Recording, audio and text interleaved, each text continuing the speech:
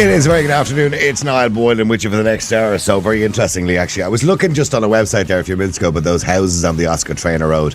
What have we come to when we let a group of men, primarily men, there is some women in there as well, run this country who masquerade as politicians, pretending, of course, that a house for 475,000 is an affordable home. Yes, if you're Rothschild, it's probably quite affordable, all right. But for the average couple here in Ireland, it's not affordable. Let's be clear about it. Unless you have earnings of about €120,000, you may forget about getting a loan to get a house for 475,000, an affordable home. Affordable, is that where we're at nowadays? Affordable. I mean, it means that you'd need 3 incomes probably to get that particular house if you're on the average earnings of €41,000, which is what people are on in this country. We're getting ridiculous and we're just going to put up with it, aren't we? We're going to just keep putting it up with it. You know what? I start calling the pilots greedy last week for looking for 17 or whatever, 25%. They've been offered 17.75% now. It looks like they're going to take it. They're already on about €250,000. And I said, God, they're very greedy, aren't they? Actually, no, they're not greedy. I'm going to go back on what I said. Fair play to them, well done. We should all be getting a rise of 17.75% when you take into consideration the cost of living over the last few years. I heard the government talking absolute and utter bollocks the other day when they turned around and they said, oh, well, in this budget there might be 1 or 2 tax cuts, but nothing really much because remember, of course, the last budgets we were tackling the cost of living crisis. It's like the cost of living crisis has actually gone away. There you go. Did you know that? Because I certainly didn't know it, because everything is still getting more expensive and still a lot more expensive than it was 3 or 4 years ago. We're still struggling with the cost of living and most of us haven't actually seen a rise. On top of that, of course, we have the tragic stories of that young woman who came from Dubai, and thankfully she will be reunited with her family. And because of, I suppose, the way she was treated and domestic violence being acceptable almost in some cultures in this world.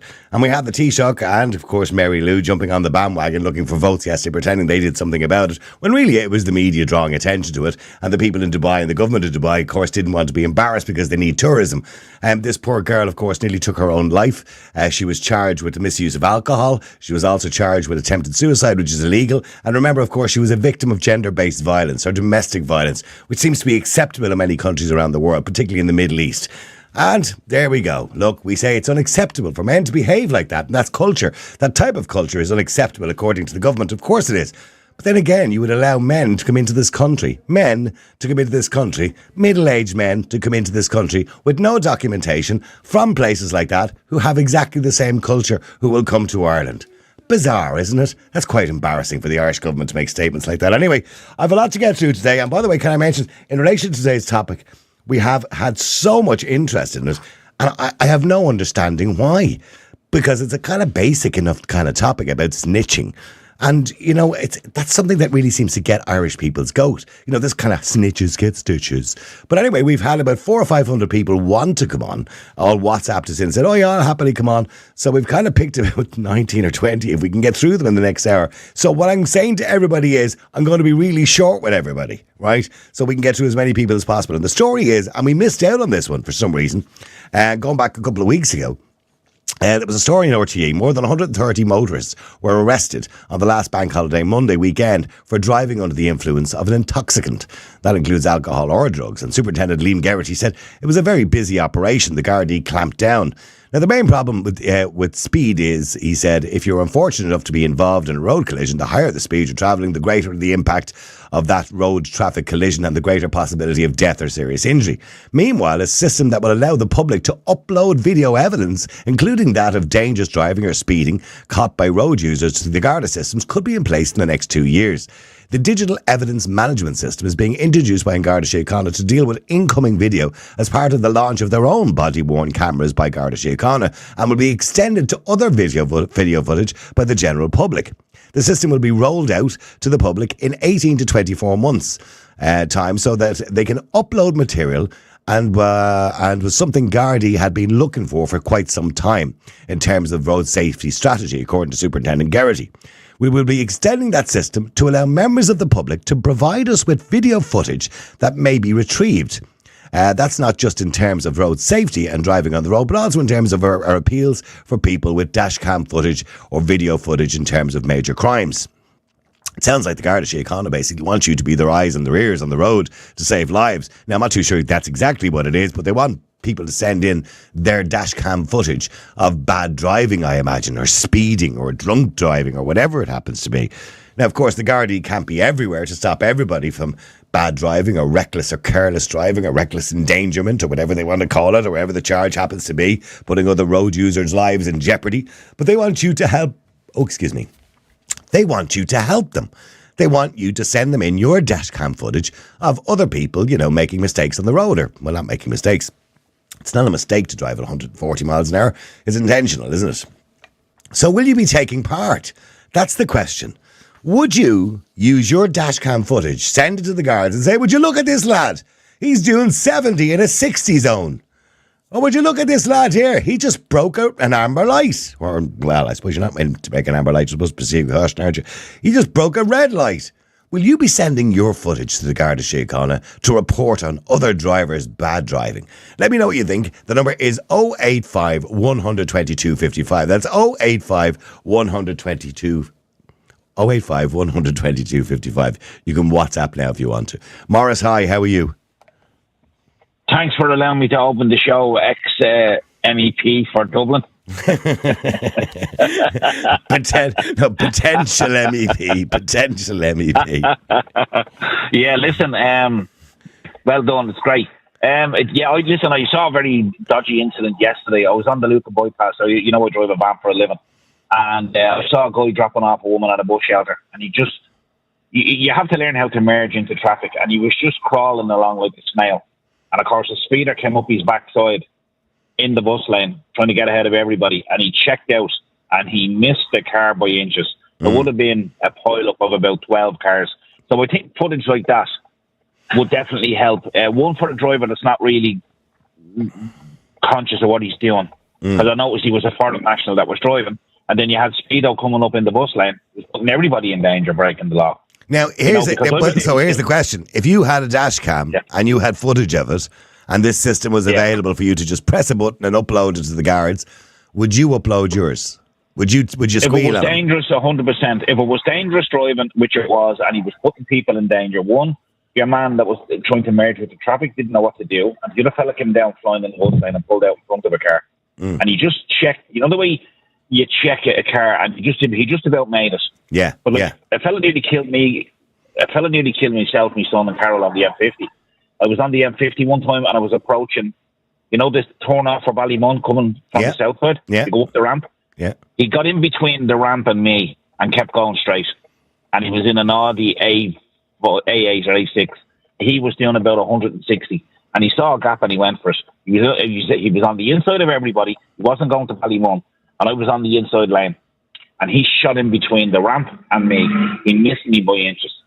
And I had her on my dash cam, but I forgot to give it to the guards. And then my dash cam on my car only lasts 2 weeks.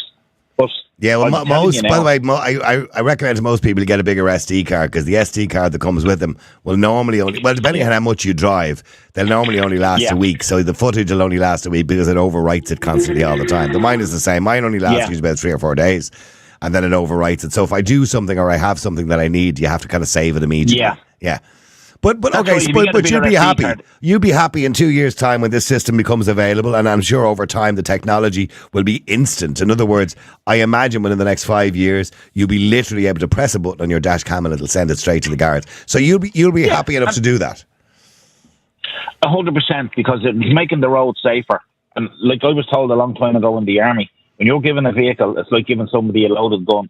If you don't use it properly, but people, in fairness, people do make mistakes as well. I was on the M50 one day and I was doing about 100, and this guy on the left of me was just a little bit ahead of me, but he was on the left lane of me, and then he decided to pull out in the right lane, and he didn't even see me, and he nearly clipped the front of my car, right? And I had to kind of slam on the brakes, could have caused a pile-up, right? But here's the thing. I gave him the benefit of the doubt. I didn't beat the horn like mad at him or anything like that. I just kind of swung myself out onto the outside lane. Lucky there was nothing on the outside lane, so I got out of his way. Yeah. But what happened there was quite simple. I was obviously in his blind spot, and he didn't see me. I've done it myself a few times. You know what I mean? Now, I'm not going to send parallel with the driver. Yeah, but I'm not going to send the guard, a clip of him, because he just made a mistake. You know what I mean? Thankfully, nobody was hurt. Yeah, well, in that situation, if I had been in the position where he did that to me, I would try and get up alongside him and beep him and put my fingers to my eyes and say, will you watch what you're fucking doing?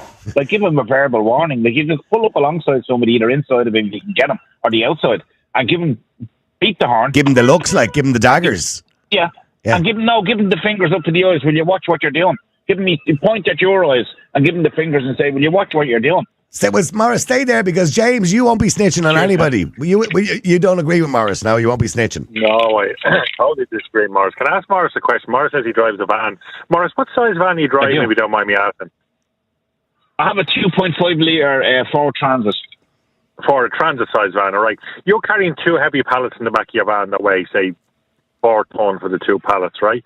You're coming up towards a set of traffic lights, okay?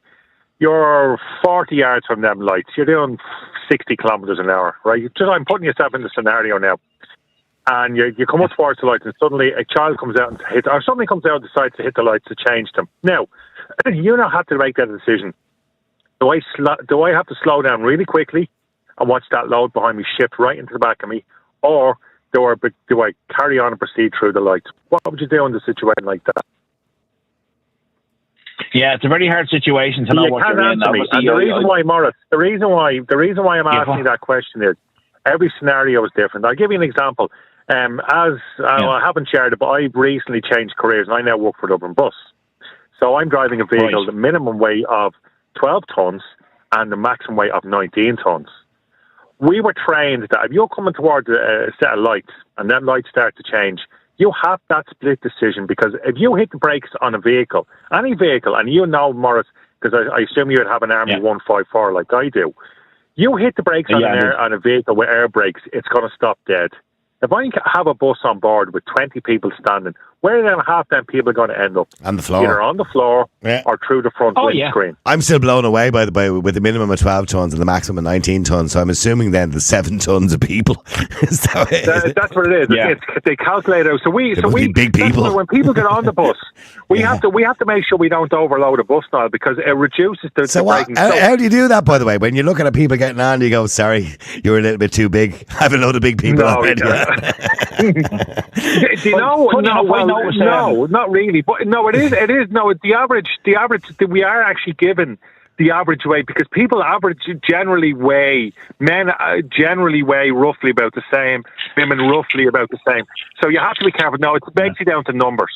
If you've got 20 men standing, you can be, and you've got every seat is full, you're going to be overweight. If you've got 20 women standing and the bus is full, you won't be underweight, because women on average weigh 60 kilos, men on average weigh 80 kilos. This is all how it's. Yeah, I used to be afraid. When I was a kid, I used to be afraid years ago when everybody used to be upstairs smoking, right? When the smoking was upstairs. Yeah. And the bus would be empty downstairs and everybody would be upstairs. I was always afraid the bus would topple over. Because in those days, those buses, suspensions of those buses, the bus would really lean into a corner, you know what I mean? Okay, but sorry. Niall. Okay, but hang on now, lads. I'm running out of time here. I have. Yeah, go on. No, just a question. Sorry, just a question I have. I've noticed too that I see a lot of people at the bus shelters, and they're bringing their scooters on the bus. And I thought the scooters, especially the big ones, they weigh so much. Would that not be adding to the weight of the bus as well as the passenger? Well, it is factored in with scooters, luggage, all that stuff is all factored in. You're only allowed buses. Some buses have luggage racks on them, so that gets factored in. The majority of buses don't. But anyway, look, the reason why I'm saying to you is now you can't judge a situation where, and I'll just use a bus at that situation. You're coming towards a set of lights, them lights start to change. You're 30 or 40 yards from that. You have to make that decision. Will I proceed on through at whatever speed you're doing? And most times you come to most lights, they're 50s or they're 60 zones. So you're coming to that. If you hit the brakes and hit them hard, you're going to send everybody flying, and then you've got 20 to 50 to 90 claims coming your way. So it's not black and white. No, I know everybody has to make a decision on the spot. But here's the thing, James, you're in your car. Forget about the bus. You're in your car Sunday afternoon, and some lad whizzes by you, right? Weaving in and out of the lanes, and he's doing 130 on the motorway, right? Where he should be doing less than 120. And you've got the dash cam footage of him whizzing in, weaverboarding from lane to lane to whatever he's in a hurry for. Yeah, he's going to kill somebody. Yeah, are you going to report him? No, because what happens then, Niall, is I'll give you the scenario again, Niall. If that was me and I was reported for something, it's not down to the Gardai to say, right, we're convicting you with that. That's down to a judge. And what the Gardai will do with this is they'll get this evidence, they'll look at it and go, right, he's 10 miles over. They'll issue a fine hoping that the person won't say, you know what, I'm going to appeal this in court. If someone did that to me now, what I would simply do is I'd simply turn around and say, well, I tell you what, let them bring their dash cam into court and let a judge decide. That's what I would do. This is just, it's basically, what this is trying to do is this is the Gardai trying to just not bother doing their jobs anymore. I don't think it's the Gardai not wanting to do that. Let's be clear, the guards can't be everywhere. That's exactly what it is. No, but they can't be. No, I know they can't be everywhere, Niall. But the simple fact is this, Niall. If people start doing this, it's then down to a guard to look at and go, oh yeah, he's driving 6 miles over, or, you know, he could have maybe stopped for that amber light.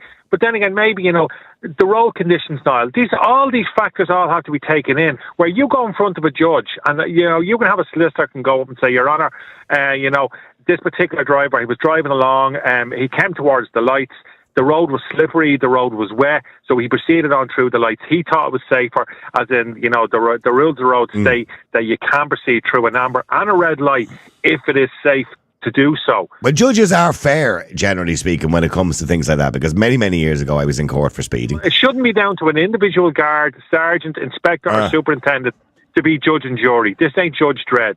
It should be down. You should be able to literally go into court and say, Your Honour, but you can ran through this red light, and this is the reason why. Yeah, but the fact is, Niall, most people, right? If you get a speeding fine through the post and it's 42 and a 40, right? You're going to look at it and you're going to say, Jesus, we'll argue that in court. And they give you the little trending letter in the black and white. If you decide to appeal this in court, you could get 6 points and a €2,000 fine. You're going to look at that and say, you know what? I'll just pay the fine, take the points. You can probably go to court and win, and that's exactly what they'll do. And I do disagree with that system. The idea that if you go to court, they'll double the points and double the fine. It's wrong, because that goes against your constitutional right for appeal, right? But the judge has two choices when you go to court. He either strikes it out or doubles it. That's the only choices he has. He can't give you the original fine by law, right? So, but judges tend to be fair. Many years ago, I was in court, hadn't paid a speeding ticket. It was a long time ago. And I was doing, 80 in a 60 zone at Dublin Airport, or in around Dublin Airport on the motorway, right?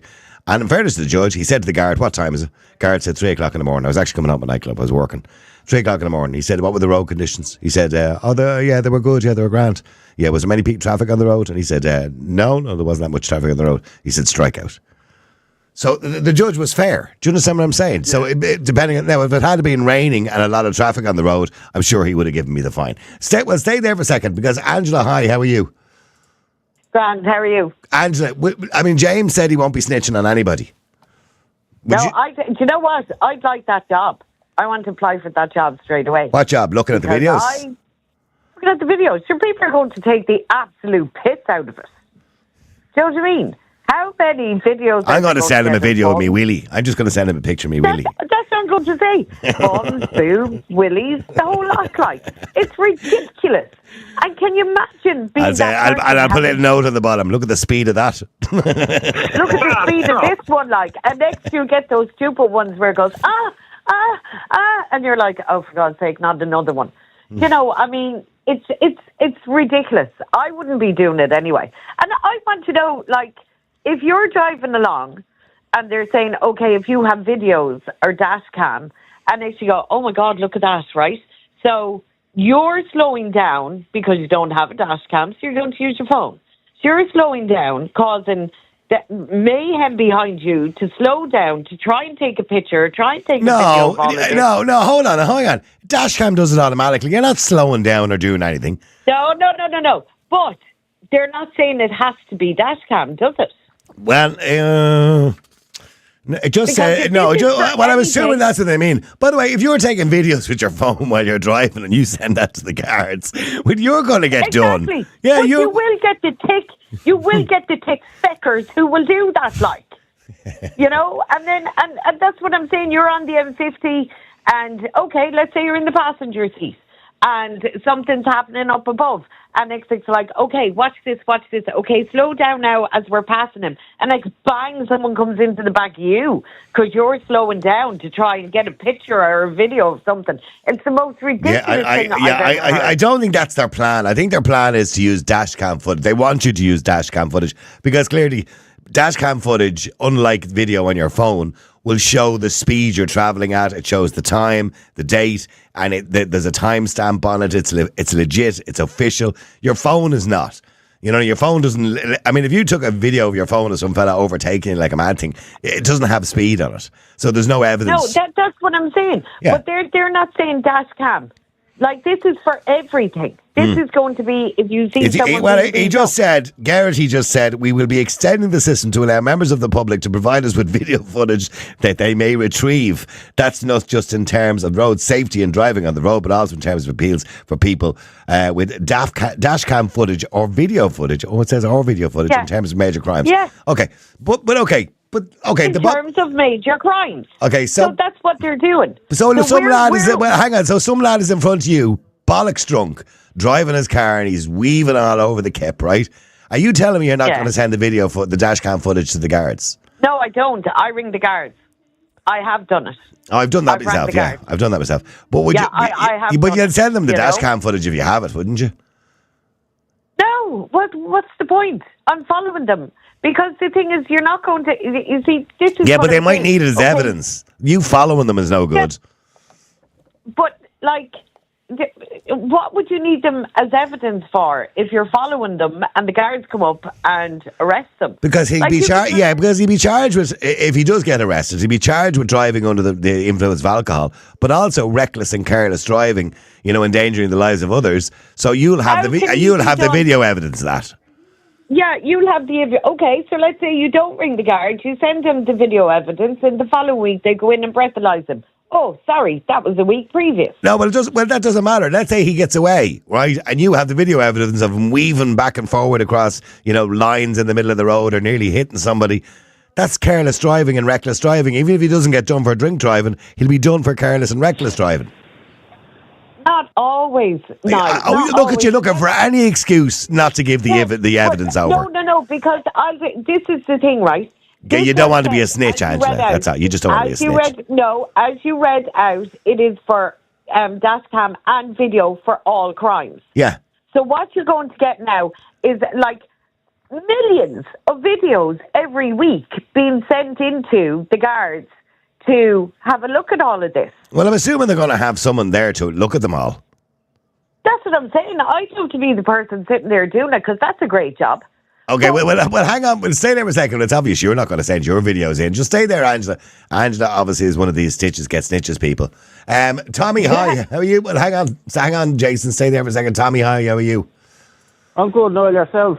Good. Tommy, would you send in a video? I would. Yeah. But having said that, this is just another gimmick. It's another gimmick by the guards to pull Gardai off the street, to pull traffic cops off the street. With AI getting so strong, how is it going to be admissible in court? The video could be altered, like? Yeah, of course. Yeah. A Gardai's video, a Gardai's speed gun, they'll have to be calibrated regularly. So Gardai has to go through training to use that equipment. Like the lady said, I want Gardai on motorbikes on the motorway. That's what I want. Their excuse is we don't want to turn up for minor crimes. We want you to collect the evidence and hopefully we can get money out of the person that's talking on their phone or doesn't have their seatbelt. I want the Gardai pulling those people over because they might have drugs in the boot of the car or they might need to be breathalyzed. It's another excuse for Gardai to sit on their fat arses drinking lattes and driving around and eating donuts and rainbow stripes of Priuses. We want Gardais on. But they are understaffed, Tommy. It's not their fault they're under-resourced and understaffed. Hold on. We've been saying the Gardai have been understaffed for 40 years. By the way, this lady made a very good point. If you think that which lady? There's no ladies on the air at the moment. Sorry. Right, lady pointed something out there. Go on, Tommy. This database isn't going to be used for people driving 200 miles an hour. This is going to be used for people that get into altercations, someone insults them, somebody uses some sort of slur. This is just going to be one big Facebook page for the Gardai so they don't have to actually go out and do anything and post out fines instead of doing preemptive guarding. It's not going to be admissible in court. I don't see any benefits. They have it in the UK. There's a guy, he's a famous YouTuber called Cycling Mickey. All he does is go around catching people. Well, Jeremy Vine does that too. You know Jeremy Vine, the TV presenter. He does that all day.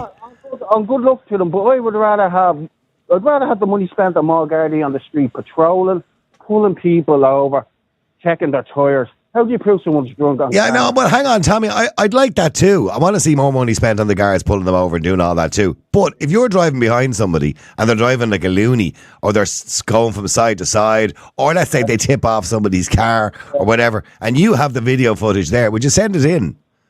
I would call the guards and then I'd email them the footage. Yeah, okay, fair enough. That's all they want you to do. No, we already have the process. What do we need to spend millions on some database that's just going to be full of people that have personal grievances? Well, I imagine there's kind of legislation, GDPR type legislation that has to be done, and I don't know. I imagine there's some sort of thing because everything has to be legitimate, doesn't it?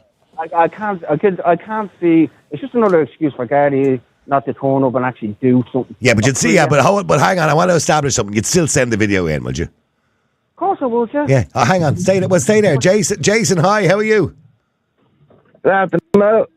Tommy says he's okay with that. He does believe it's a waste of time, but and an easy way to get the guards to do less work. Although I don't believe that's the purpose behind it. He still would send in his video if he had somebody acting the maggot on the road. Would you? Waste of time. Brought it to court once. Strikeout. How do you? I actually brought a fella to court once. He accused me of running into him. Lucky I had cameras all around the truck. When I got out of the truck to go to him, he drove off and knocked me down. He flew off, got me arrested by the guards, and when the guards checked the footage, we all went to court and was just thrown out of court. Not worth the shit. Not worth the shit. What? Number one. No, I'll tell you why. How can you prove who's driving the car? Dashcam looks at the car in front, yeah? Yeah, but that's always the way it is. With speeding, for example, with speed cameras, you get a tick. No, hang on, let me finish. So with a speeding fine, that's on a fixed camera on the road, right, or a van or whatever it is, you'll get a ticket in the door, right, a fine of whatever it is. What's it now, 130 quid, right, or whatever it is, right? And you'll get a picture, and you will get a picture. No, not always. You can't always see the person driving the car. And what it says on the bottom, if you are not driving this car, please put down the name of the person who is driving the car, name and address, and send it back to us. That's on the back of the fine. Yeah, and do you know where most of them fines end up? Eastern European.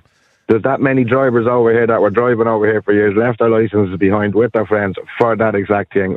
I know 6 fellas who carry second. Yeah, but it is if it's your car and the car is registered in your name, it's your responsibility. The fine is your responsibility unless you can pass it on to somebody else. If you can name somebody else and you can put a driver's license number, that's grand. But no, we all know that's going to be abused, this country.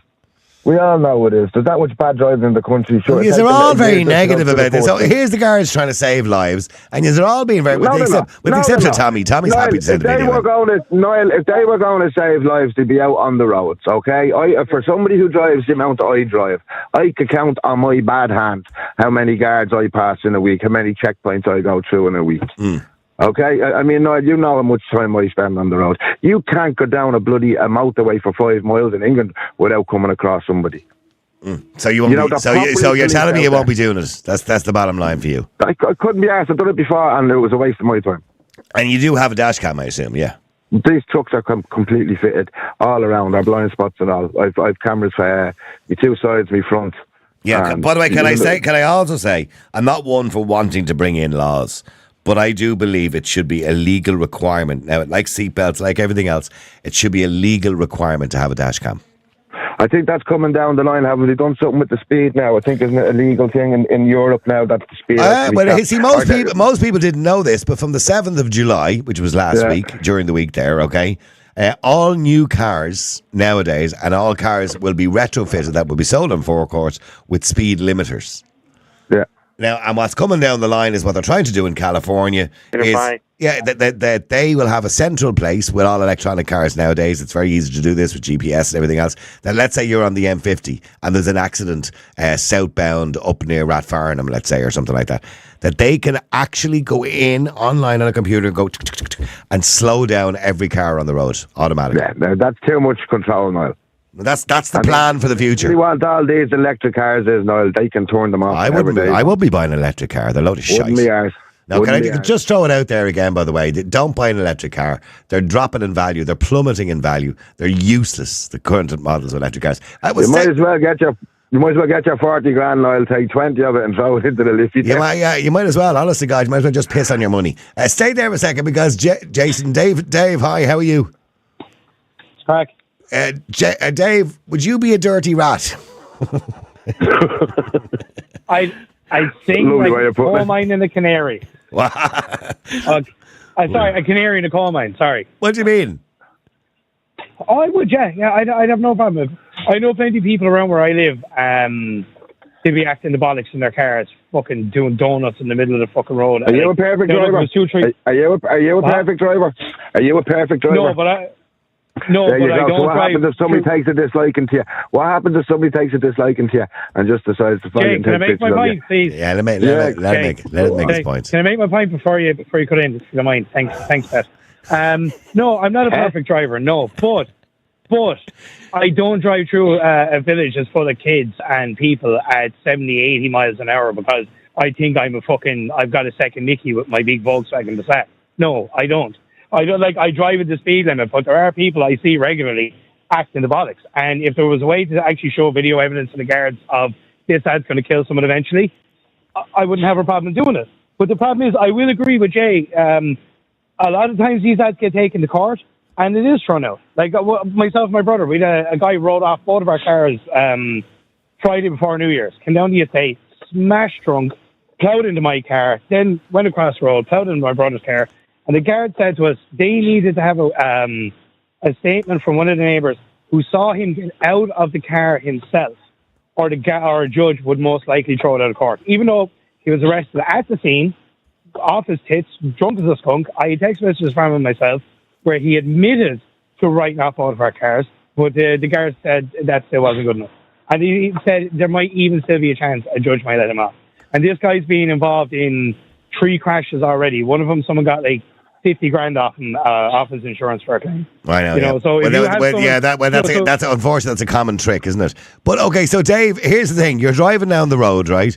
And some lad in front of you is weaving around, and he's going over the white line, and he's missing the odd car, and nearly hits a kid crossing on a pedestrian crossing, and then he disappears off. You decide to ring the guards anyway, thinking he might be drunk, but at that stage, unfortunately, he pulls off the road, and you have to go on about your business, right? Would you send the guards the dashcam footage? I wouldn't have a single issue with it. It wouldn't bother me one bit. I'd call the guards, I'd give them his reg, and I'd say, look, here's the evidence. Hopefully you can nail the fucker to a wall. If not, you can't. But at the same time, yeah. There you go, Jason. There's a good citizen. See, that's what a good citizen does, Jason. Yeah, let him do it, but it's a waste of time, Noel. Unless you can physically prove that person was in that car. Judges are all about the criminal now. They're not about the victim. There's too many groups out there that are all about the criminal. But I said to you already, if the car is registered in your name, and it's misbehaving on the road, it's your responsibility unless you can prove otherwise. Yeah, but no, all you have to do is go in the judge and say I wasn't driving that. Yeah, and then the judge will turn around to you, or the guards will turn around. You would have said that to the guard long before you got to court, by the way. The guard will say to you, well, who was? Noel, when was the last time you spent a day in court? Just go up and listen to the lies and the bullshit that goes on. You're wasting your time. Honestly, unless he's physically handcuffed to the bloody steering. But you're looking for a million excuses not to do this. I'm only asking you, would you cooperate? No, unless they start doing their jobs properly and they start doing what we paid them to do. That's what you're up against, Dave. Yeah. Let them do what we paid them to do, and then I'll help them out. Why should we help them out when they turn on us in a heartbeat if somebody says so? No, let them do their own. Let them do what we paid them their wages for. Okay, Jason, you're walking down the road. You see a fella climbing in the window of one of your neighbours' houses. Will you call? I drag him over. I drag him over. You wouldn't call the guards either, would you? No, I drag him over. And I give him a fucking kicking, Niall. There's no point calling them anymore. They're not interested in us. They're not interested in us anymore. They're not interested in the Irishman, the Irishwoman, the working class in this country. They're not. They're interested in what the government tells them to do and collecting revenue. Revenue. They're the new revenue collectors. Sorry, Dave, what are you trying to say to Jason there? No, but I was just saying, you drag a guy out a window, give him a clip, and you end up with the assault charge. Yeah. But Lorraine ends up with no husband. But then at least something was done to him. At least some type of justice. The person who owns the house got justice. I'll just have to deal with that. Because that's the way this country has gone, Niall. I mean, it's every man for himself. It's every dog eat dog. It's getting that way. Take a walk into town. You won't find one guy walking around, standing around. If you said that to Lorraine would box the head off you, Jason. Lorraine has a dog looking after her. Lorraine has her own doggy looking after her. If you come home to Lorraine and say, Lorraine, I saw a fella getting in the window of a house, so I box the head off him. By the way, if the guards come to the door looking for me, I'll see you in 5 years. Now, what's the chances of him going and telling the guards that I boxed the head off after him trying to break into a house? Stay there for a second. Let me go to Norman. Norman, hi, how are you? Oh, sorry, Norman, just wait there because Gladys was first. I do apologise. Hang on, Norman, wait a second. Gladys, hi, how are you? Hi, Niall. How are you doing? Good, Gladys. I'm just listening to others here, and I'm kind of half and half. I would report. Yeah. I've been driving forever. It's sort of thing since I was 18. Yeah. And the aggression on the roads nowadays, driving is a nightmare. Yeah. There's nothing pleasurable about it. And I had an occasion a couple of months ago of somebody driving on the wrong side of the road coming towards me. Oh, God. And that is really scary. It is. And if I had a dash cam or if I had a whatever, I'd report it. But I get what the other guy's saying. In all the years I've been driving, I've never been stopped and asked for my license. Ever. Ever. And nobody I know, ever. Where do you live? Do you live in rural Ireland? No, I don't. I live in Dublin. Oh, God. I'm blown away by that. I've been stopped. I've been stopped. Mind you, I haven't. Maybe it's because I'm a... Yeah, imagine. I don't know, woman or whatever. I don't know. I mean, I tell you what, I used to have a schmancy smancy car, right? A GTO 3-litre twin turbo boy racer car many years ago, right? Don't do it. And I was constantly being stopped in it. I got rid of it for that reason, right? That and it was costing me a fortune to run the bloody thing as well. So I got rid of it. I bought a normal car, and I never get stopped now. So well, see, this is it, sort of. But what I can't figure out, and what is so scary, is how aggressive people are. That is a new thing. That's in the last, 4 or 5 years. People. There's no respect. Nobody's saying, well, look, we're all on the road together. Do you know what I mean? Let's all help one another out. If your car stops, for whatever reason, I often wonder, do people think, oh, well, you've just stopped in the middle of the road for, light cigarette? I don't know. Yeah. Whatever, without wondering, I wonder if there's a problem there. The aggression and get out of the way and boot off the lights, like a bat out of hell. People screaming at one another. I mean, it is just not pleasurable. It's something I'm shocked to hear you don't have a dash cam, by the way. Okay, but... Okay. I look at I'm technically challenged. I don't know how to work the bloody things. There's something in the car that looks like it. Yeah, but you can get somebody to fit them. They're automatic. You just turn the ignition on, they just come off. Report it. I would report. Yeah. Even though what the other guy has said, I kind of take his point, Yeah, well, hang on, Jason. There you go, Gladys, an upstanding member of society. If she did have a dash cam, somebody was coming towards her on the wrong side of the road. Happened to me once. It's terrifying. And if she had that video footage, absolutely send it to the guards. Why not? No, I told you my story about a woman coming towards me on the M7 motorway one morning in a car. Remember? And I managed to get her to pull over, and she was dressed. I think I was telling you, she was dressed to go out from the top up, in her pajamas from the bottom down. And I managed to get her off the road, managed to save her life. Guards came and she drove off. Had a look at my dash cam footage, nothing they can do. Never got back to me. I'm just saying, it's illegal. You're putting somebody else's life in danger. Niall, this woman came only for I was so high I could see around the bend and over the wall. She was in the fast lane, travelling at about 80 to 100 kilometres an hour, heading straight for 2 lanes of traffic. The cars on the opposite side were flashing and flashing. I managed to position my truck in the middle of the motorway. I'm sure people would remember this if they were out. I put my truck in the middle of the motorway, got my hazards on, start waving a high vis out my driver's window. Put my truck over both lanes to slow people down. Managed to get my truck right in front of her and stopped her. Stopped all the traffic, moved the car across to the far side of the road for her, went over with her, pulled my truck in, and by the time I got back, she'd given me a wave and she drove off. Showed the guards the footage and all, they says, yeah, okay, we'll be in touch with you. Are you shocked, by the way, Gladys, at the amount of people who are saying, even James earlier on who was on, that they wouldn't they wouldn't report people? Because, society runs with, with us supporting one another. Nobody wants to have the knock on the door from the guards to say that you've lost a family member through a car accident I mean, that's always a fear. It's always, nowadays, like, I mean, honestly, years ago, look, people were so decent on the road, I honestly, the old cars I used to have, that were constantly breaking down, and somebody would stop. There was none of this beeping, calling you names or whatever the case. Somebody was out to push the car off the road, all these kind of things. But people were decent. They let you out, You didn't, you tried to be decent, That's all gone. That's all gone.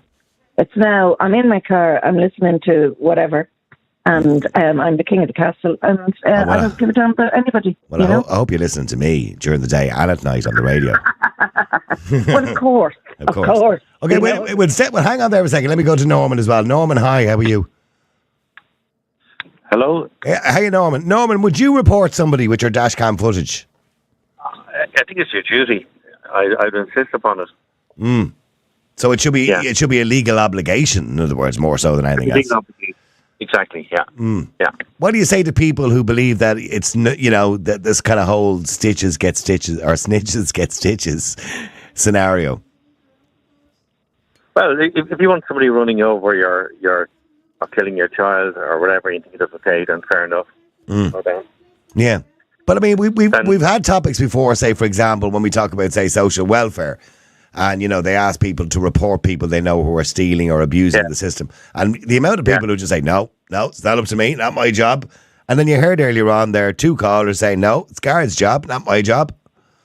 Yeah, but social welfare is a totally different story. You're not endangering somebody's life. But they're still breaking the law. I'm just saying. Yeah, but the consequences of breaking the law, if you're doing something illegal with social welfare, or you're driving, most of the people driving in the roads here shouldn't be allowed to drive on the road. I'd take say 80% of them off straight away. Well, you think Irish drivers generally are bad drivers? Well, they're terrible. They're horrible. But they're not much better anywhere else in the world. Yes, they are. Where? I've driven years in Holland, Belgium, Denmark. I love driving in Denmark. It's great. I can't wait to go back. We're going into Denmark in September. I can't wait to get there. I hate driving here. And what's the difference in the way people... I didn't know you were in Denmark. What's the difference in people driving in Denmark? What's so special about them in Denmark? It's safe. They're very respectful of each other. I don't buy that. I don't believe that.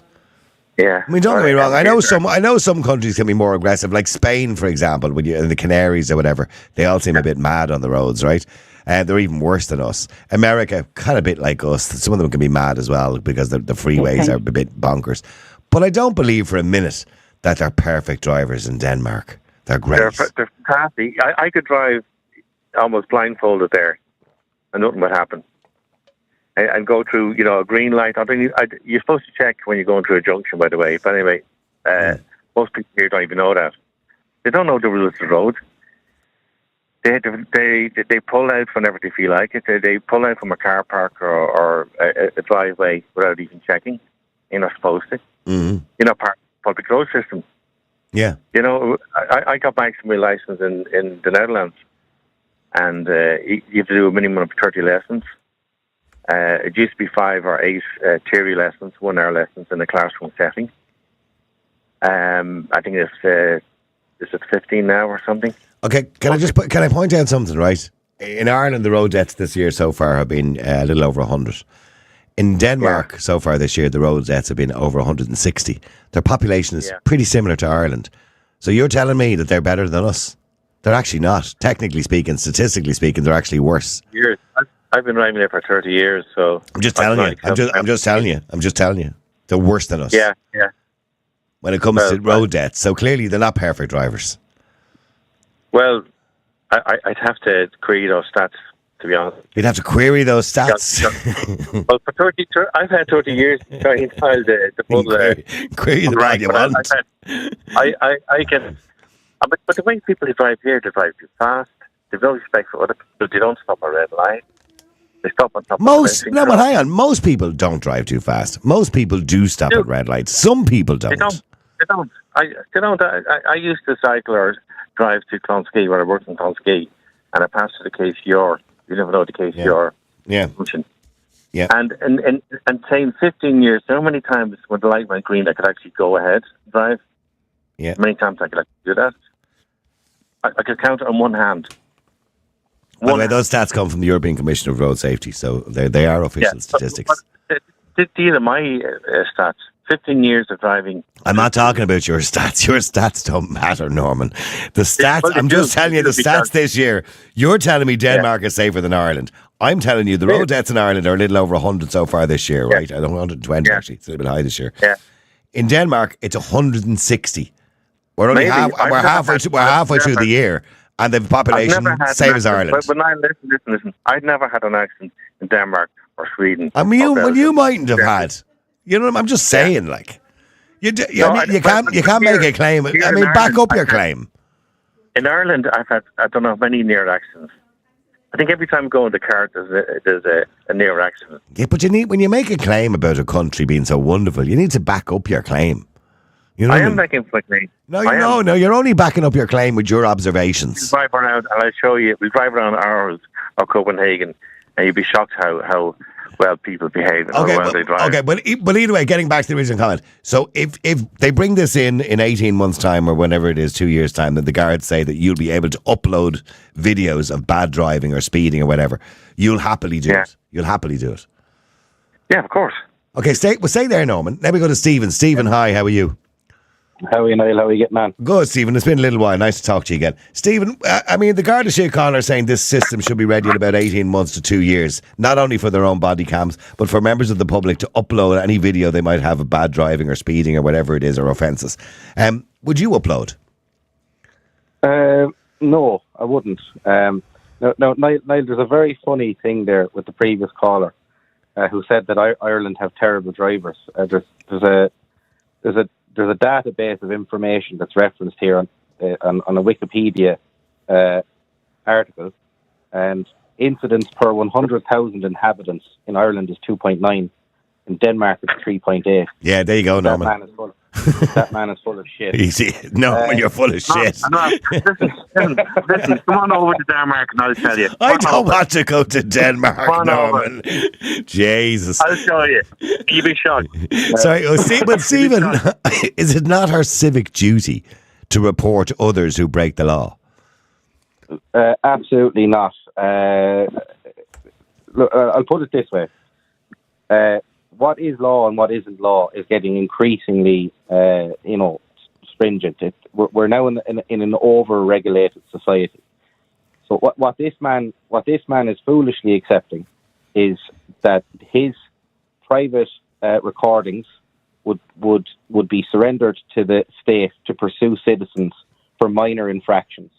If you were honest with yourself, every time you leave your driveway with your car and come home again, you've probably broken the law. Probably. At some point during that journey. Yeah. And some prick... But I'm not talking about minor infractions. So, you know what I mean? Like, if there was a lad in front of you waving around the road, going from side to side, nearly missing a few cars, clearly he was drunk or something like that, would you report him? But we've just seen evidence here, Niall, of the previous speaker, that he would, I would say, incessantly upload minor infraction videos and feel like he's doing his civic duty while penalising people who are just trying to go about their daily lives.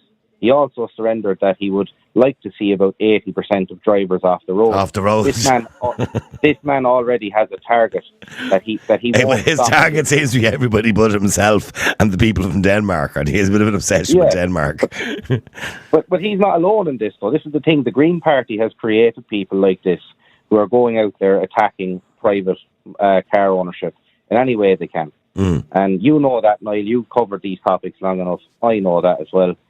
And realistically, how long would it be before the state passes a law that if we could get citizens reporting on each other like that, how long is it before we have to have full, access to our dash cams by the state? That's coming. Yep. Yeah. I mean, I did mention, I don't think people even realised, on the 7th of July, I think it was, there was European legislation went through, or it was implemented, and as from the 7th of July this year, last week, every car now produced must have speed limiters in it, And in other words, that the limit is set at what. So the GPS in the car picks up the speed limit on the road and sets your limit at that, so you can't drive over that speed.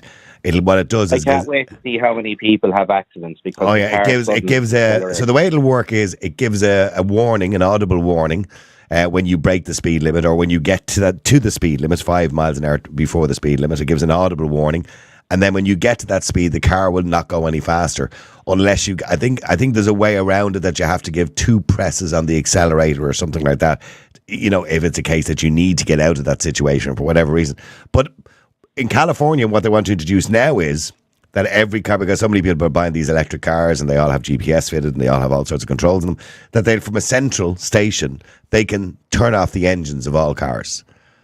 Yeah. That's well, look, we know that's where they're going with it, Niall. I actually wrote an article about this a long time ago, myself, on my little shitty blog that I have, about the fact that if somebody did break the law. Now, let's say the previous caller sends his video to the central hub and says, I just seen this guy cross the white line and I think his life should be ruined.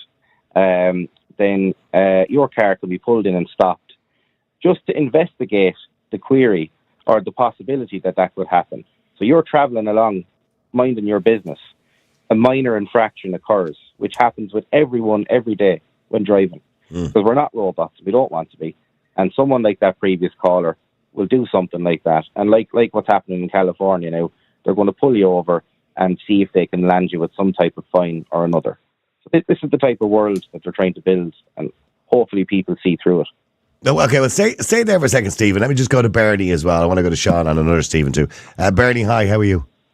I'm good. I just like to remember the people I actually knew personally who passed away in a tragic accident there at the beginning of the year.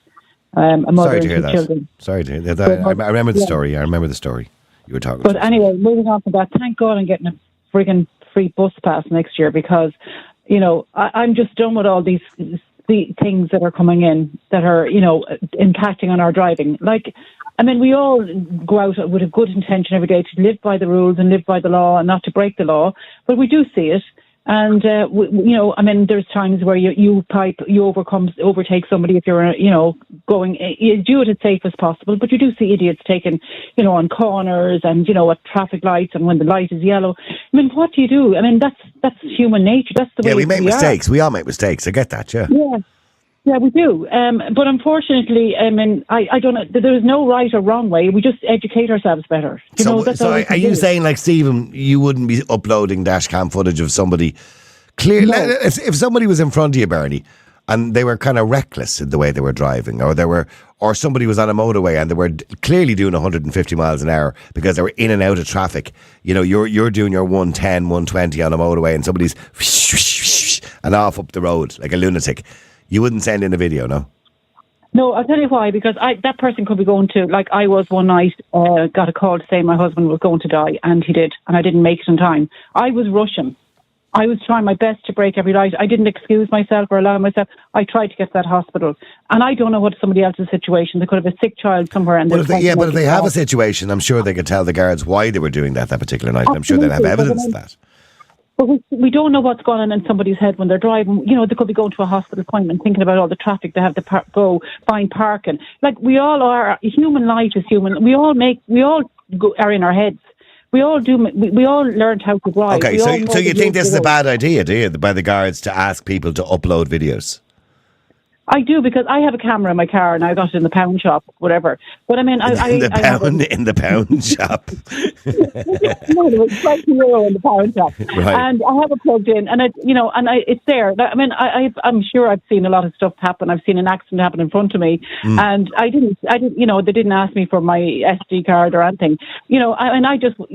They do happen. Unfortunately, we are human beings and we are not perfect. I actually did give my dashcam footage to somebody a while ago, and this is in relation to somebody reversed into me, right?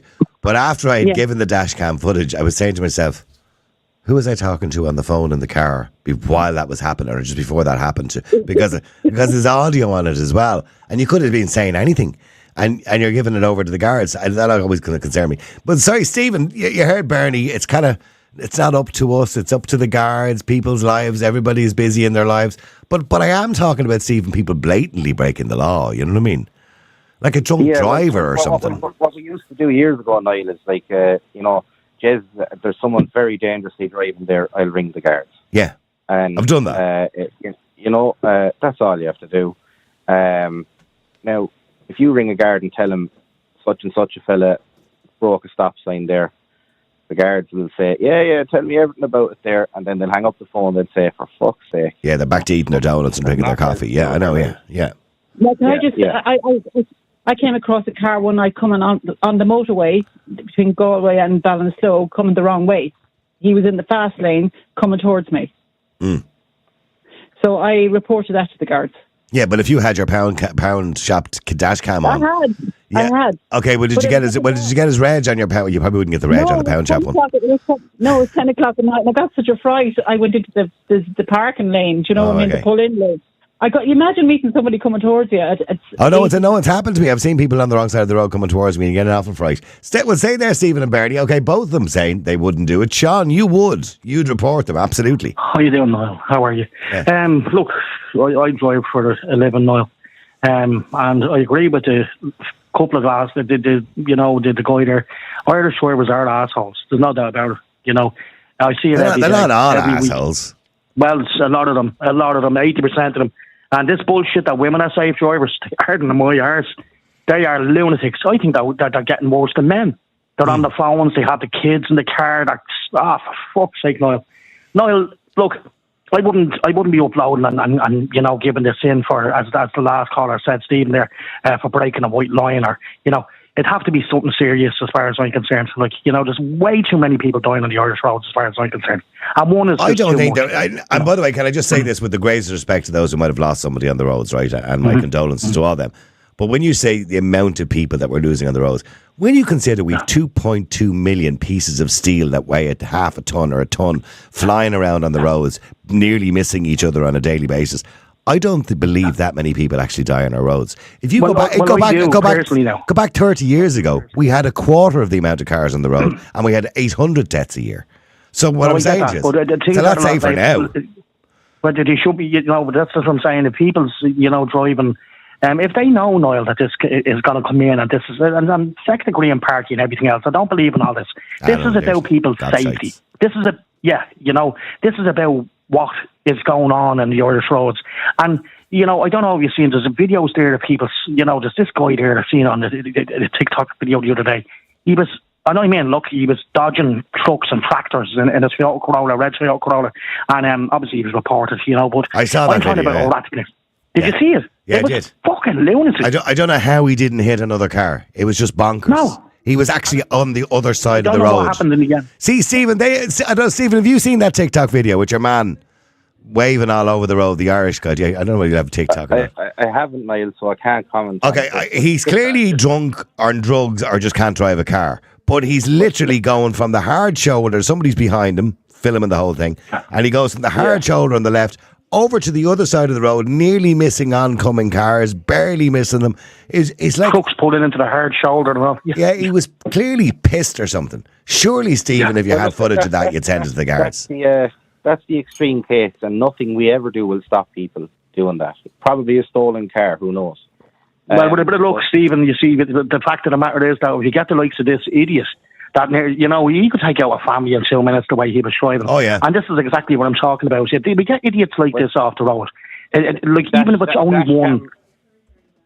Dashcam video will sort that, but that's normal, lads. Like, what they're talking about is encouraging citizen snitching at a very. I don't think so. No, I don't think so, Stephen. I don't think driving behind my political enemies.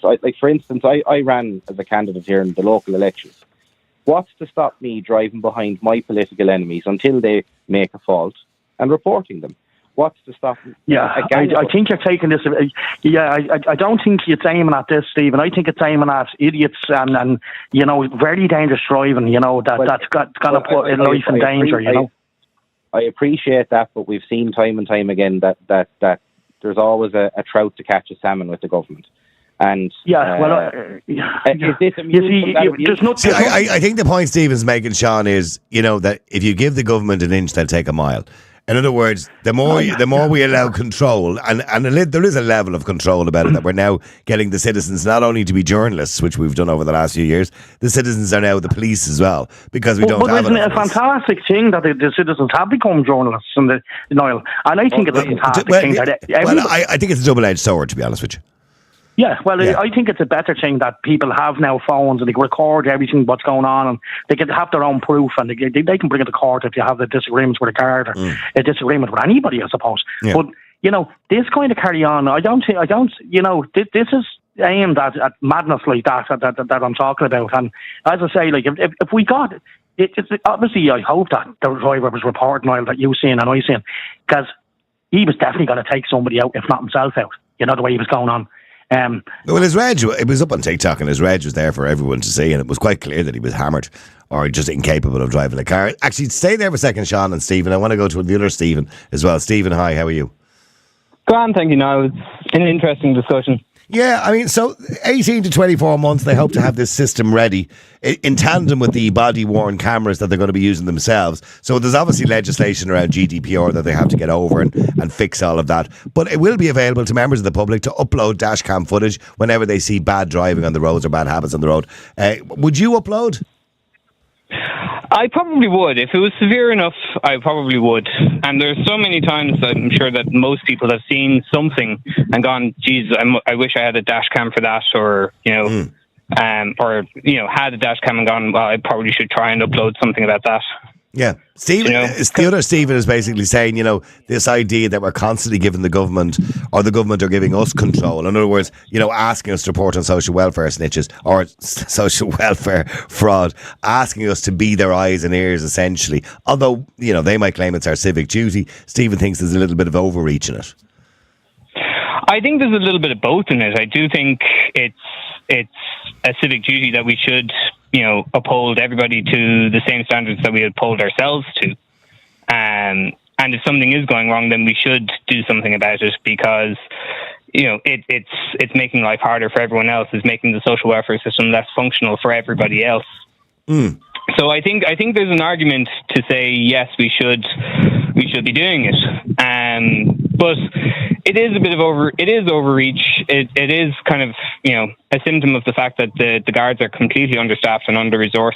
As I think it was Maureen was saying that she'd love a job doing it. I'd love a job doing it. I could sit there for 10 hours and look at the videos, scan through things. But because they'll be using AI for that as well. Exactly, yes, and then yeah, inevitably. Yeah, but it's go on. Sorry, Stephen. You're Stephen. Let me put a question to the two of you lads, right? So, how many times should we allow individuals to make a report per day or per month?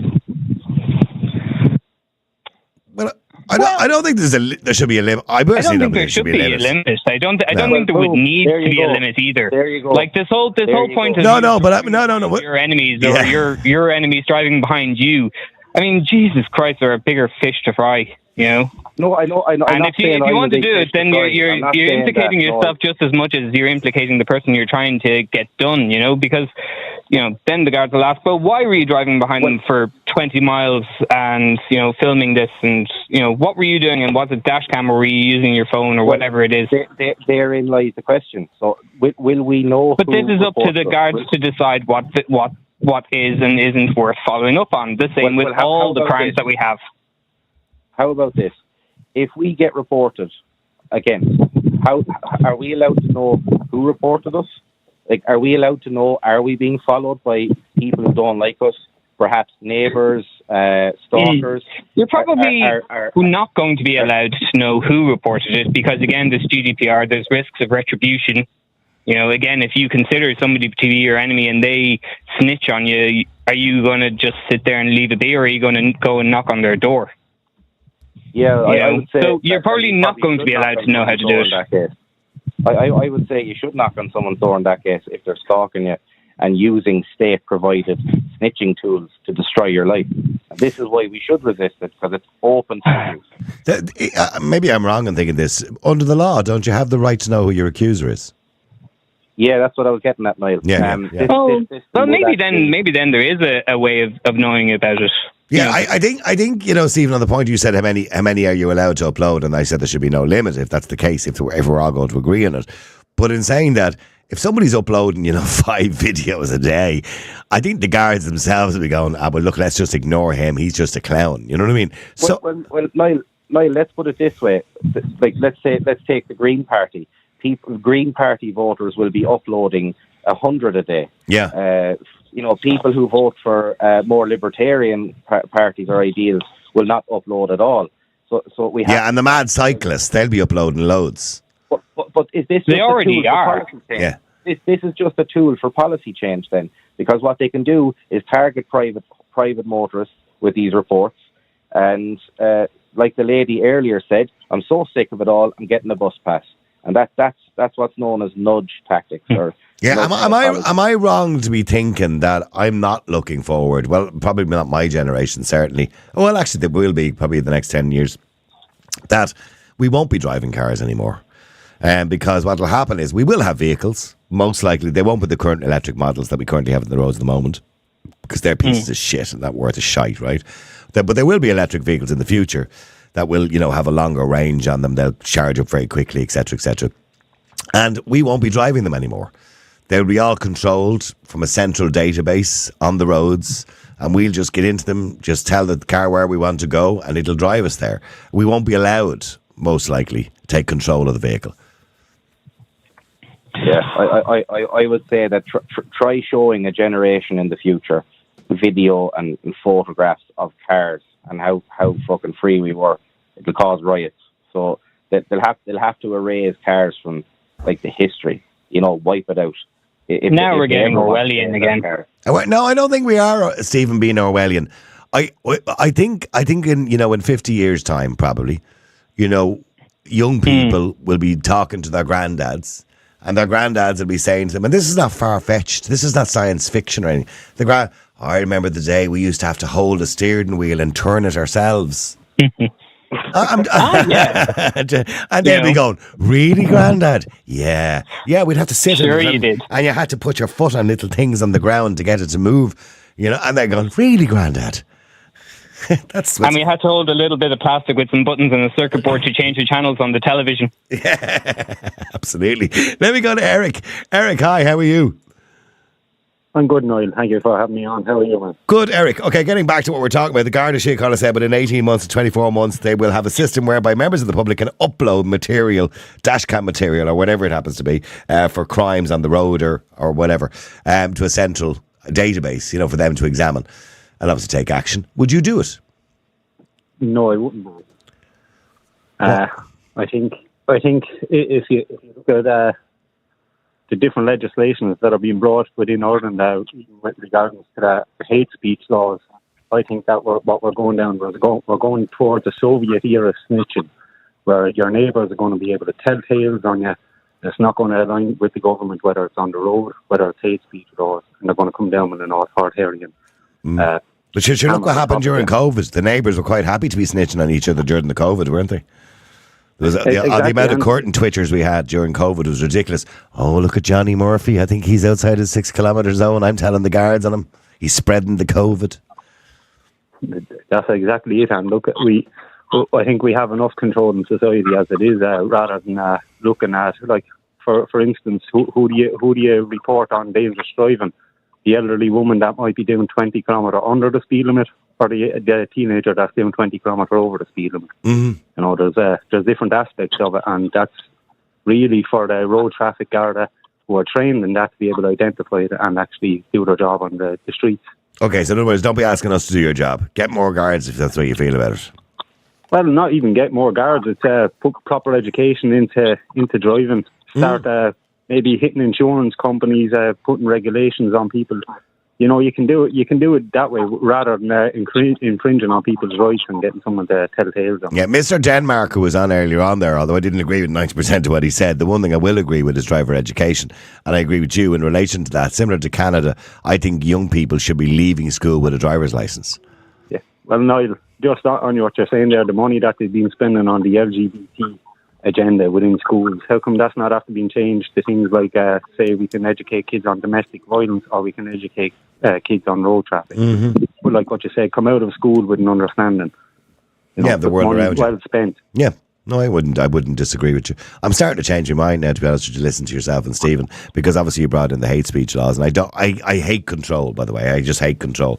And my biggest fear, of course, at the moment is not just the hate speech laws, and I'm sure Stephen may be aware of this, but this is Commission Amman's latest report, that they don't only want to report or to control television and radio, which are licensed in this country under the Broadcasting Act. They also now want to control podcasts, podcasters, video uploading, sharing platforms. I know Reddit took a case against them last week.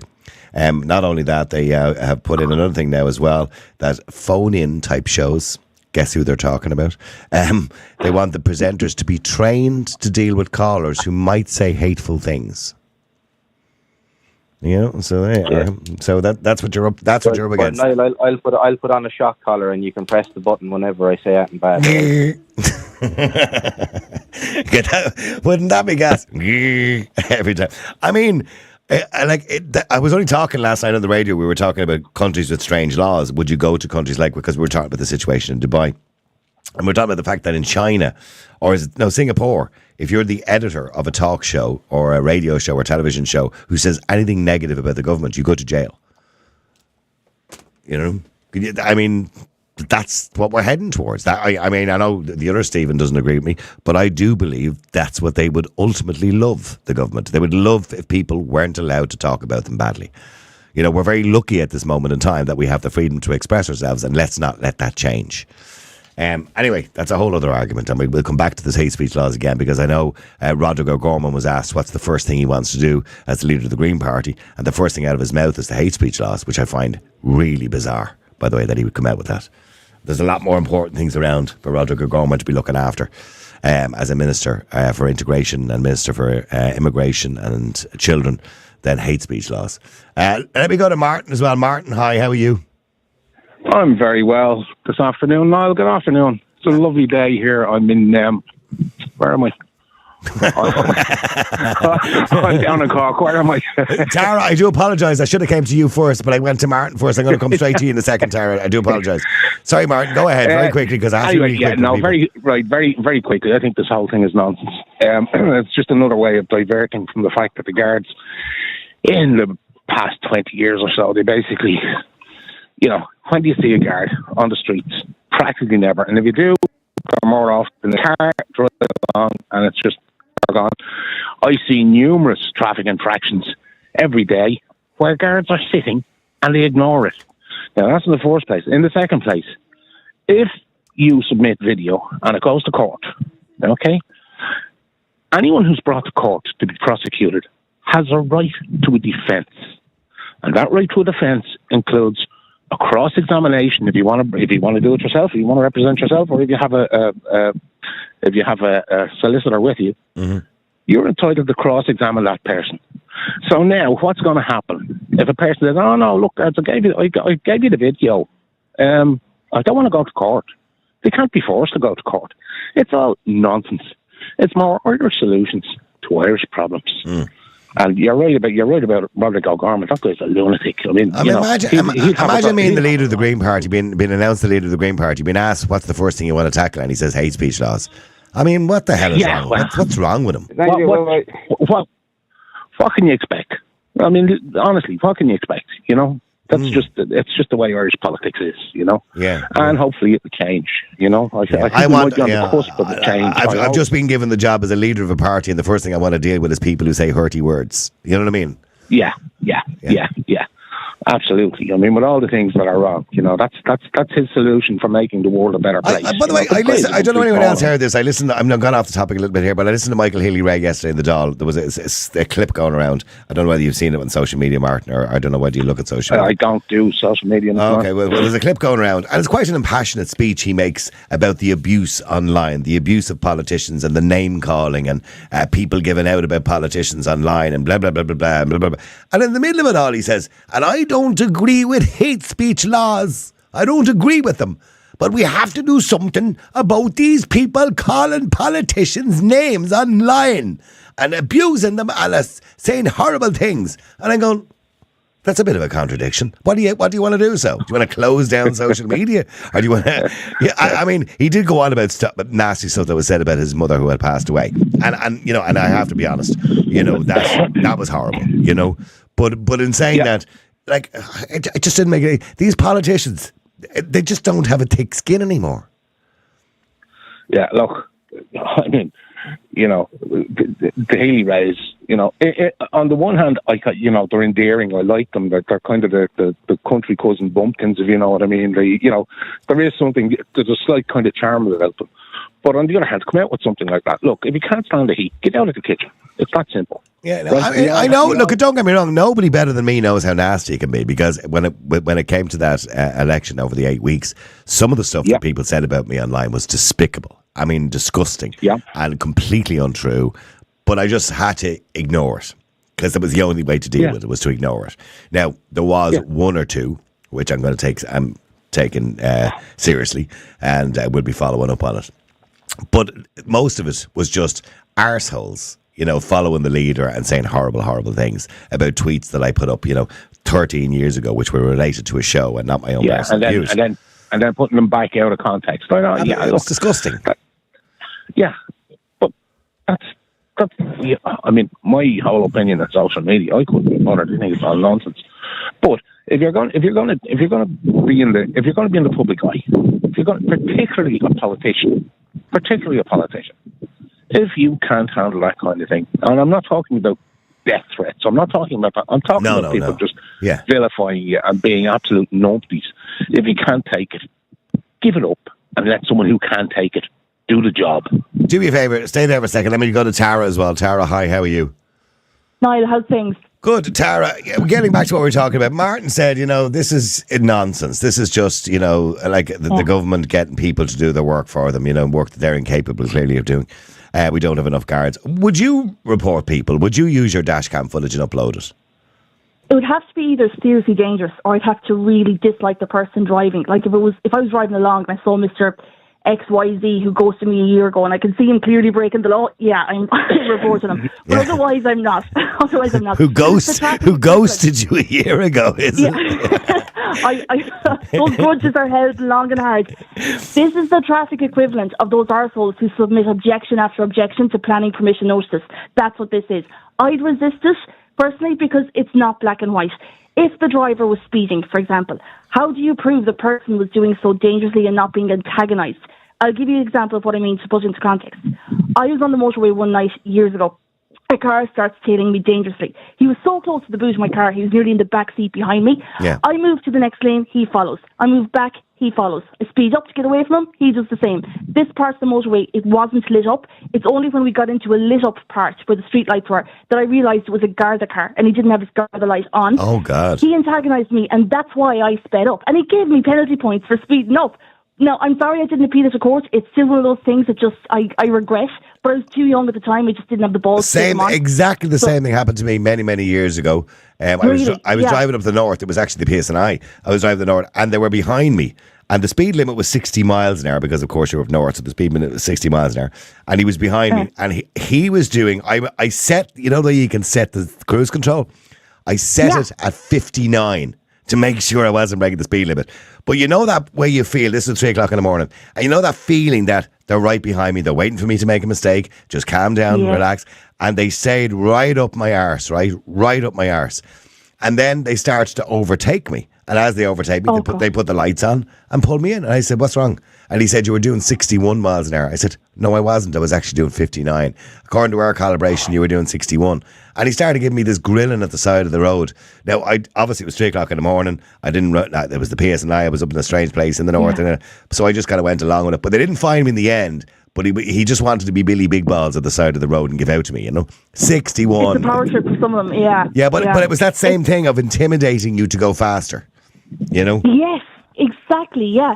So, I mean, there's a lot of things there that it's like, how do you prove, even say, particularly at night, how do you prove who was driving the car if it was a dangerous incident that happened at night? Because we all know young lads that have taken their parents' car at night. Sometimes the parent is in bed asleep, they don't know their car is gone, and sometimes those parents are too afraid to say no to the young lad.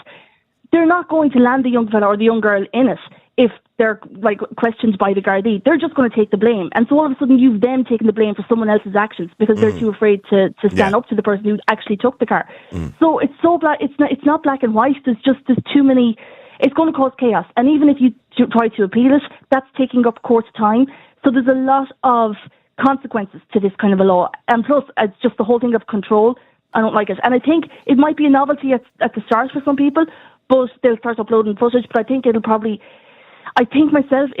probably won't catch on. I don't think people would continue with it. It's only, like I said, those arseholes that submit planning objections constantly. It's like a hobby for them. Those kind of people will probably keep submitting video footage, but I don't think the general public would. And I mean, would that include cyclists as well? I mean, you often see cyclists breaking the law and behaving dangerously. Is it just limited to drivers? So there's a lot of questions that would need to be answered. Well, cyclists are the worst for uploading videos. They're constantly uploading videos online of drivers. You know, because you know yourself, the cyclists, particularly the ones with the kind of the gear on them on a Sunday afternoon. What do they call that stuff that they wear? That's latex. You know, the latex. Lycra. Lycra. Like spandex, he said in my ear. Yeah. Like, the lycra. What do they call them? Mammals, isn't that what they call them? Yeah. These middle-aged men with their beer guts hanging out in their lycra on a Sunday afternoon. They're constantly uploading videos of drivers doing stuff. But they're often the ones that are making the roads quite dangerous. I mean, I remember I was coming over, it's hard to kind of explain if you know the road in question, but there was these cyclists and they were cycling with ways. Like there was three of them on the road, and as you're coming over the hill, you'd have to be going extremely slow not to hit them. But there's often situations like that, particularly on country roads, where it's cyclists who can sometimes make the roads dangerous. So are they going to be subject to a telling off from the Gardai, or because I don't believe there are laws really in place for cyclists. So I mean, are they going to be subject to this footage, or is it just for drivers? You know, there's a lot of questions. It's very open-ended at the minute. I think there's a lot of questions that the guards haven't taken into account, or even the Justice Department. But before implementing this kind of law, I think they're just throwing it out there and hoping for the best, as usual. Absolutely. Well, that's usually what they do. Actually, Tara, just stay there for a second, because I think I've just one more caller here. Jonathan, hi, how are you? Hey, Niall, how are you? Good, man. Well, you heard Tara there. You know, she just thinks, that there's going to be a lot of problems. There's pros and cons to this, but she just doesn't think it's going to work out too well. You know what I mean? It's like everything nowadays, people in government, isn't it? Half-assed baked ideas thrown out there. It reminds me of the COVID passes, get the public to police themselves. Oh, yeah. Yeah. That's what, and I don't, the idea, because you're saying that you're in the COVID, people just get totalitarian. You ask them to do something for the common courtesy, to take that has been incentivized with a bit of power, and they run away with themselves. Oh, look at him. He's in the shop. He's not vaccinated. There you go. It's like that all over again, Bring the guards. That's what it is. That poor woman in Cork who was sent to jail for not wearing a mask. And smiled all the way through. Fair play to the lady. You have good more. Yeah, so we don't put a bloke in jail who beats a woman senseless, but we put a woman in jail. We put a woman in jail because she wasn't wearing a mask during COVID. But, serious crime though. That kind of way. Serious crime. Yeah. No, like I said, it's the guards admitting the state admitting that failure without saying they're wrong. As far as I can see. Well, according to Superintendent Garrity, he just wants, obviously, to make the roads a safer place, and that's why he wants to bring in this plan whereby members of the public can upload video. I understand the lazy logic behind it. Because that's what it is. It's lazy logic. Like I said, they just won't admit to the fact that they can't recruit the guards. The guards that are there are leaving in numbers, and nobody wants to be sitting in the bleeding side of a road checking people anymore. It's like the lad said before, it's a revenue. It's just a revenue push now. It's just to get you ratting on your neighbour to get the fines in, to up the money. Would you ever rat on your neighbour for any reason? No. If I have a problem with my neighbour, I'll have it out with my neighbour. No, I have rang the guards once or twice because fucking idiots on the road, just on the motorway. You'd ring them and tell them. Yeah. Or just I seen a delivery driver one day now, and we rang the company because he was in and out of lanes on the coming into Dublin there off the M6, and all over the road he was. By the way, in relation to what I said earlier on, would you report someone, say, to the social welfare or the revenue if they were breaking the... No. Tara, would you? Tara, would you report people to social welfare if they were breaking the law, if you knew they were breaking the law? social welfare. Again, it would depend on the person. If I knew they were like hard for cash and they had a family to support for and they didn't have enough, it depends really. But if I didn't like the person, yeah. By the way, I'm getting a sense that Tara has a trail of exes that she doesn't like anymore. That's what I'm saying. It's the usual people like that, but to get back at people, rather than coming across something happening. Yeah, the ones who swipe right on Tinder. To do something wrong. Yeah, like I said, to me, it smacks to the COVID thing all over again. It's just that they want the public policing themselves. And it's like your man on the Late Show. I'll always go back to him talking about it with Leo that time. Leo, they want you rattling your neighbour when the criminal is not even in your neighbourhood. He's wearing a suit and he's somewhere else. Absolutely. Tara, continued luck with snitching on all those exes or whatever whatever it is. No, I'll only snitch if they wronged me. It's only if they wringed me. It's not their grand. They ghost her. Yeah. Tara, have you been ghosted much? No, but I haven't, thank God. a whole cohort of drivers getting followed around. Yes. All right. Listen, lads and ladies, thank you very much indeed. I appreciate you coming on. All right, now. We've got some WhatsApp messages here. Let me just play this one here. I think he may have been on already, but here we go. See, what was just being said on that is that people are so disillusioned with how the system actually is supposed to work that they don't believe it'll work, so they don't care. And thus the cycle gets worse and worse and worse. Yeah, sorry, I'm just write that down. Thank you for that, Stephen. I'm looking at some of your messages, by the way, coming in. Let me just read these here. I'm just looking at the WhatsApp there. Come in there. Hi, Niall. I won't say who it's from. This is just on my personal WhatsApp. The Tonight Show here. We're doing a wrap up. What are we doing? Oh yeah, we're doing an end of term review later with a doll going into recess today. Just wondering if you might want to contribute. They want me to go on. Shove it up your arse. You wouldn't take me on when I was looking to get elected. You brought on Aaron O'Riordan and Breed Smith and everyone else. You wouldn't take me on. So TV3, Virgin Media, shove your Tonight Show up your hole. Now, let me know some of the messages, by the way. Carl says, I'm definitely in favour of more resources to Gardai so they can prosecute people who drive dangerously and deserve punishment. More needs to be done to tackle dangerous drivers, especially drink driving. Licenses should be stripped indefinitely in some cases. Antoinette says, didn't that start during COVID where they had people reporting on their neighbours for having people in their homes? Now they're trying to push it a bit further. You got a good point there. Absolutely. I mean, do you remember that during COVID? Oh, look at the Murphys across the road. They've more than 4 people in their house. They're having a barbecue out the back garden. I think the 6. Quick, Johnny, get onto the guards there, quick, and report them. There's no point in getting onto the guards, Mary. They're making a video of them dancing, aren't they, or something like that. I wonder what the latest, if COVID comes back again, or the next virus. I wonder will they have another dance that they'll do. What was it called? The Jerusalem. Have you ever heard that so stupid in your life? Nurses and guards dancing while allegedly people were dropping like flies. It's the most bizarre time in human history. If we look back at that, people will look back at 100 years and they go, what was wrong with people in 2020? Anyway, Toby says, slowly implementing Maoist style policing, where you get the population to watch each other's movements and tell the government when someone is bad. Yeah, that's true, isn't it, really?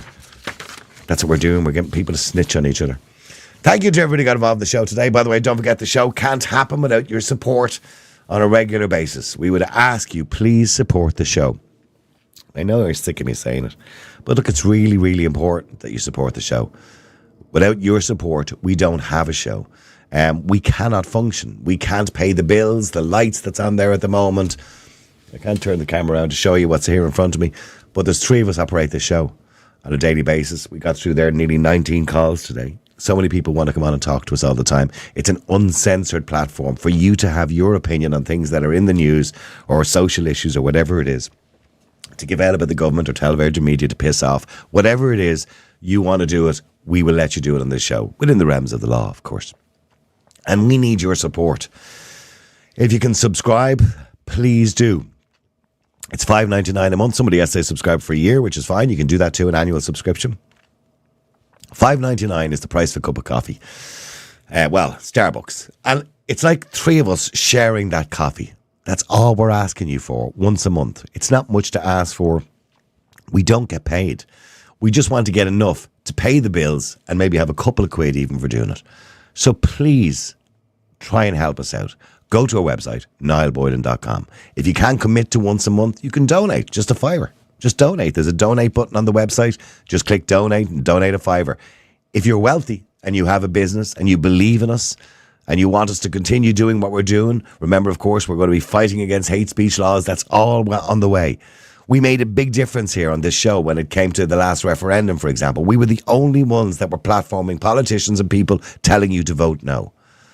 So we do help. We are part of the solution. And we're going to get bigger because Retro Media is coming very soon, which is our next plan, by the way, which will be a media organisation with conservative and slightly right-wing views and slightly right-wing shows. It's an alternative rather than listening to Virgin Media, News Talk and RTE all the time. So please support us to continue to do this. We want this to be bigger. We want people to take notice of it. At the moment, we're blown away by the fact that over 750,000 people either watch it live or download it once a month. So we're delighted to see that. Thank you very much indeed, 750,000 people for doing that. Not just in Ireland, by the way, in the UK. We have some people in the UK listen, people in America listen, people all over the world listen, mainly in Ireland. Thank you to everybody. But let us make some money out of it because we don't advertise on it. As you can see, we've no ads. And we don't have advertising because we don't want advertisers to control what we say. This type of show is difficult to get advertising for because advertisers won't lend their name to it. Because they're not going to advertise on a show that's going to be talking about that or giving out about the government or going against this or going against hate speech laws or going against that or pride or whatever it is. So advertisers, they find it a bit of a risk. So we don't push for advertising on it. But we do push for your support because that's the only way that we can get money. Go to niallboylan.com. And please don't forget, by the way, go to retromedia.com. That's our plan. It's going to be happening in the next couple of months. It's going to be big. You can donate there as well, by the way. It all goes into the same pot. Retromedia.com or indeed niallboylan.com. We shall talk to you again tomorrow. No, actually, we won't. It's Thursday. We'll talk to you again on Monday at the same time. Until then, have a look at all the podcasts and stuff over the weekend that we have on our website, niallboylan.com. Some great shows over the last year. And thank you very much indeed for joining us. See you again tomorrow. No, Monday. The multi-award-winning Niall Boylan Podcast. Listen live on Facebook, YouTube, and all the usual live stream services. To get in touch, just WhatsApp or text 085 100 2255. The Niall Boylan Podcast. They told me to shut up. Available for download from all your usual platforms.